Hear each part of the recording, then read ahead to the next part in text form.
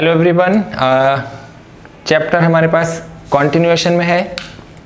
Class 12th applied mathematics chapter number 1 continued. That means ये second video हमारे पास है। पहला वाला वीडियो आप ऑलरेडी देख चुके हैं।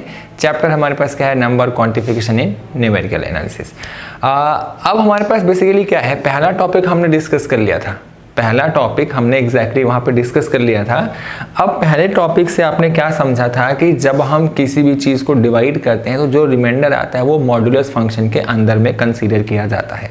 जैसे आपको हमें बताया था कि 20 को अगर हमने 6 से डिवाइड किया तो 20 mod 6 लिखेंगे तो आंसर कितना आपका आएगा? 3। That means we are primarily focused on finding the remainder rather than finding the quotient और इट्स वैल्यू। अब जो सेकेंड फंक्शन है, सेकेंड टॉपिक है, उसी चैप्टर का जो सेकेंड टॉपिक है वो हमारे पास है अरिथमेटिक फंक्शंस। एक ऐसा फंक्शन जिसका डोमेन जो हमारे पास होता है वो होता है positive integer. Domain that means the value for which the function is defined. उसका डोमेन होता है पॉजिटिव इंटीजर्स और जो उसकी रेंज होती है वो होती है कॉम्प्लेक्स नंबर। 11th क्लास में आपने किया है कॉम्प्लेक्स नंबर, लेकिन अप्लाइड मैथमेटिक्स वाले बच्चों के लिए थोड़ी सी दिक्कत क्या है कि उन्होंने फर्स्ट चैप्टर में किया है, उन्होंने हमारे पास 5th चैप्टर में नहीं किया है। कोर के बच्चों ने किया है उसको हमारे पास चैप्टर नंबर 5 में, पर अप्लाइड के बच्चों ने उसको 11th क्लास में किया है चैप्टर नंबर 1 के अंदर में। अब फंक्शन आपको पता लग गया कि अरिथमेटिक फंक्शन क्या होता है। अरिथमेटिक फंक्शन जिसका डोमेन पॉजिटिव कॉम्प्लेक्स नंबर और जिसकी रेंज हमारे पास क्या होती है, पॉजिटिव इंटीजर्स होता है जिसका डोमेन, और रेंज जिसकी होती है कॉम्प्लेक्स नंबर्स। अब एग्जैक्टली क्या क्या चीज़ें यहाँ पे करनी है? यहाँ पे डिफरेंट टाइप के हमारे पास फंक्शंस की वैल्यू आते हैं। जैसे आप fx को डिफाइन करते हैं 2x, फिर एक बार fx को डिफाइन किया x² + 5, फिर आपने fx को डिफाइन किया हमारा √(x + 1). इसी तरीके से ये अरिथमेटिक फंक्शन प्योरली नंबर के ऊपर डिपेंड करता है और उसके अलग अलग हमारे पास वैल्यूज होती हैं। 1 by 1 हम एक एक एग्जाम्पल के साथ उसको डिस्कस करेंगे और करते जाएंगे। यहाँ पे जैसे वहाँ पे फंक्शन डिफाइन है fx = 2x + 5, वैसे यहाँ पे भी फंक्शन डिफाइन होगा कि क्या उसको करना है। ठीक है, सबसे पहला जो हमारे पास यहाँ पे है एग्जाम्पल, वो हमारे पास है क्वेश्चन। ये कहता है हमारे पास इफ, क्वेश्चन हमारे पास कहता है कि इफ टॉ n, ये टॉ रीड किया जाता है हमारे पास फिजिक्स के अंदर में जनरली यूज किया जाता है। 11th 12th की फिजिक्स में हमारे पास आता है टॉ = क्या हमारे पास, मैंने बोला जैसे fx को डिफाइन करते हैं वैसे यहाँ पे इस फंक्शन को डिफाइन कर रहे हैं। n हमारे पास क्या है यहाँ पे? Value, natural numbers. Tau number of possible divisors, ये आपके पास फंक्शन की वैल्यू है। नंबर ऑफ पॉसिबल डिवाइजर्स है, उसने फंक्शन को डिफाइन कर दिया तो आपको फाइंड आउट करना है टॉ ऑफ 20। जैसे आपके पास फंक्शन होता है fx = x² + 5 और आपको f(2) फाइंड आउट करना होता है। एग्जैक्टली उसी तरीके से टॉ n हमारे पास डिफाइन किया नंबर ऑफ पॉसिबल डिवाइजर्स और फाइंड आउट वैल्यू किसके में? टॉ ऑफ 20 की। तो पहले तो हम क्या निकाल लेते हैं? इसके फैक्टर्स। एक्चुअली में जो फैक्टर्स होते हैं वही इसको डिवाइड करते हैं। तो जब हम 20 के फैक्टर्स निकालेंगे तो 1, 2, 4, 5, 10 और 20, ये टोटल हमारे पास क्या है? फैक्टर्स हैं 20 के। तो इसका आंसर बहुत आसान है। जब आप निकालेंगे टॉ 20 that means number of possible devices 20, तो आपके पास कितना आंसर आ जाएगा? 3 और 3 हमारे पास 6, दैट इज 6। यही आपका आंसर है। बहुत आसान काम है। सिंपली फंक्शन को फॉलो करना है और जो फंक्शन ने पूछा वो करके रख दीजिए, बस। प्रैक्टिस क्वेश्चन फटाक से ले लीजिए। आपको फाइंड आउट करना है हमारे पास टॉ ऑफ 48। ये आपका प्रैक्टिस क्वेश्चन है। जैसे हमारे पास fx अलग अलग तरीके से डिफाइन होता है वैसे हमारे पास ये फंक्शन भी अलग अलग तरीके से डिफाइन होता है। जरूरी नहीं हर बार टॉ ही आएगा, पाई भी आ सकता है, ओमेगा भी आ सकता है, कुछ भी हमारे पास वैल्यू वहाँ पे रखी जा सकती है। तो ये हमारे पास सबसे पहला टॉपिक है किसका? अरिथमेटिक फंक्शंस के अंदर में सबसे पहली चीज दे रखी है। अब जरा दूसरा क्वेश्चन देख लेते हैं। दूसरे क्वेश्चन के अंदर में हमारे पास अलग टाइप की वैल्यू होगी। जैसे यहाँ पे हमारे पॉसिबल नंबर ऑफ डिवाइजर्स, वैसे वहाँ पे कुछ और होगा। तो जो फंक्शन की वैल्यू गिवन होगी उसके बेसिस के ऊपर में उसका हमारे पास आंसर आएगा।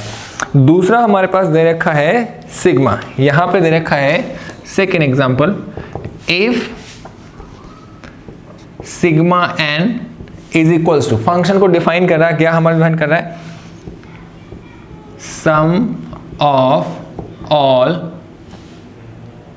ये फंक्शन को डिफाइन करा, जैसे fx को आप लिखते हैं एग्जैक्टली उसी तरीके से फंक्शन की डेफिनेशन चल रही है, sum of all possible divisors, possible divisors किसी भी पर्टिकुलर फंक्शन की, जो यहाँ पे हमारे पास n की वैल्यू आएगी, उस n के जो पॉसिबल डिवाइजर्स होंगे उसका सम। यहाँ पे आपके पास दे रखा है सिग्मा ऑफ 18, तो पहला क्या करना है आपको, इसके पॉसिबल डिवाइजर्स निकालने हैं। तो जरा हम 18 के निकाल लेते हैं डिवाइजर्स। क्या हमारे पास आएगा 1 2 3 6 9 और 18, ये total number of possible divisors हैं किसके, 18 के। इन डिवाइजर्स का आपको सम निकालना है। इसका मतलब sigma 18 will be equals to 1 + 2 + 3 + 6 + 9 + 18। Pair wise इसको कर सकते हैं, जो हमारे वैदिक मैथमेटिक्स के अंदर बताया जाता है। तो ये आपका कितना हो जाएगा, 10 + 20 + 9 दैट इज इक्वल्स टू में 39। ये किसकी वैल्यू हमारे पास है, सिग्मा 18 की। सिग्मा 18 है क्या, सम ऑफ ऑल पॉसिबल डिवाइजर्स को एक पर्टिकुलर वैल्यू के लिए हमने डिफाइन कराया है। ठीक है, जैसे मैंने बताया कि अलग अलग फंक्शंस आते रहेंगे, उसकी डेफिनेशन होगी, कुछ वैल्यू की बन जाएगी और उसको आपको सॉल्व करते हुए जाना है। ठीक है, इसके ऊपर भी जरा एक प्रैक्टिस क्वेश्चन ले लीजिए। अब आपको फाइंड आउट करना है सिग्मा ऑफ 24।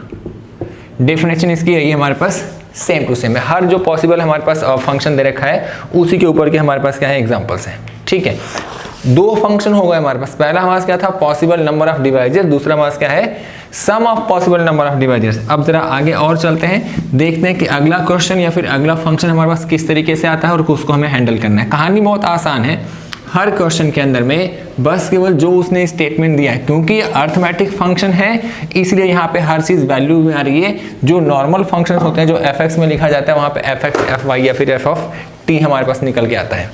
अब अगला जो हमारे पास है ये अच्छा है, ये काफी अच्छा है। ये हमारे पास दे रखा है इफ सिग्मा k, ध्यान रखना ये बेस में लिखा गया, क्या वैल्यू अभी डिफाइन करते हैं। इसको उसने डिफाइन किया है, sigma k of n is equals to sum of kth power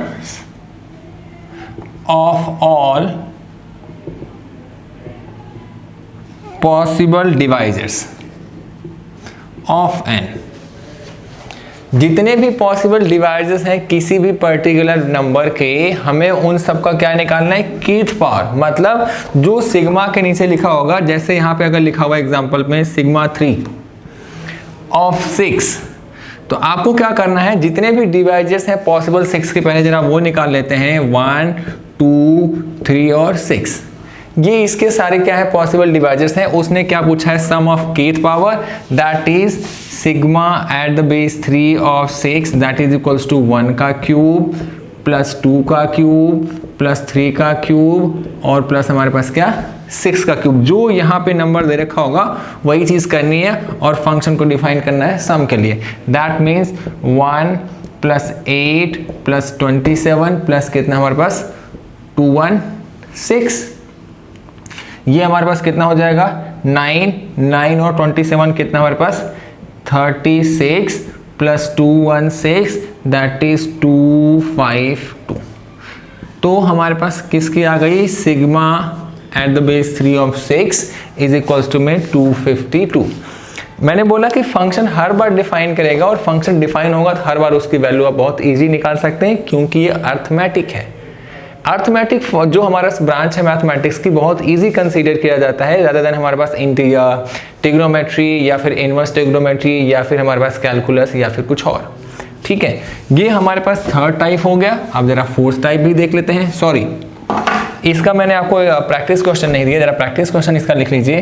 practice question है सिग्मा 2 ऑफ 8, मतलब 8 के जितने भी पॉसिबल फैक्टर्स हैं उसकी सेकेंड पावर निकालनी है, sum of second power, that means power 2 that is square. ठीक है, इसको सिंप्लीफाई करेंगे। अब जरा हम देख लेते हैं इसका अगला फंक्शन का टाइप क्या है। जैसे जैसे टाइप डिफाइन होता जाएगा वैसे सबके एग्जांपल्स, वैसे सबके हमारे पास क्या प्रैक्टिस क्वेश्चंस। अगर एक प्रैक्टिस क्वेश्चन आप कर सकते हैं तो बाकी बहुत ईजिली कर सकते हैं। अगला जो हमारे पास है नंबर ऑफ प्राइम्स, प्राइम्स का मतलब प्राइम नंबर्स, लेस देन और इक्वल्स टू 1। अब आपके पास यहाँ पे दे रखा है इफ पाई एन, यहाँ पे क्या किया है, फंक्शन को डिफाइन कर रहा है। क्या हमारे पास दे रखा है number of all primes less than N, N हमारे पास क्या है, belongs to capital N, that is natural number. ये सबके लिए कॉमन है, ठीक है ना। अब यहाँ पे क्या होगा कि हमें number of all possible primes निकालने, किससे, उस एन से। जैसे अगर यहाँ पे आपका दे रखा है पाई 20, तो हमें क्या करना है कि 20 से पहले के जितने भी प्राइम नंबर्स हैं वो सारे के सारे आपको लिखने हैं। तो सबसे पहला प्राइम नंबर कहाँ से स्टार्ट होता है, 2 से, फिर हमारे पास क्या 3, फिर हमारे पास क्या 5, फिर आपके पास कितना 7, फिर 11, फिर 13, फिर हमारे पास कितना 17 और फिर हमारे पास क्या 19। ये टोटल हमारे पास क्या आ गए, possible primes less than N. उसका उसने पूछा है नंबर, तो काउंट कर लो 1 2 3 4 5 6 7 8, that is pi of 20 is equals to कितना हमारे पास 8।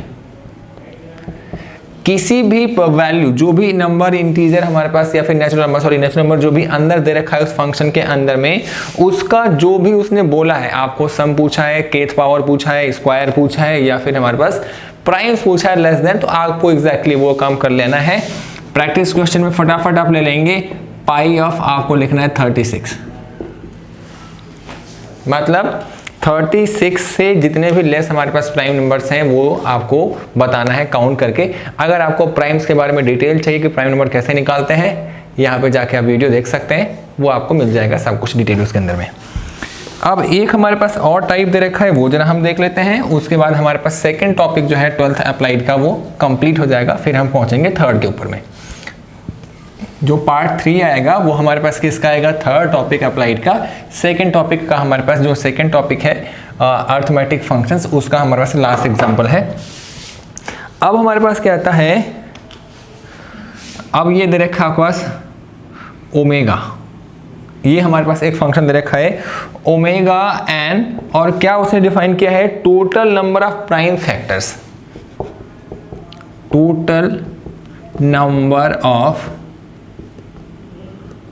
प्राइम फैक्टर्स किसका हमारे पास, of N where N belongs to capital N.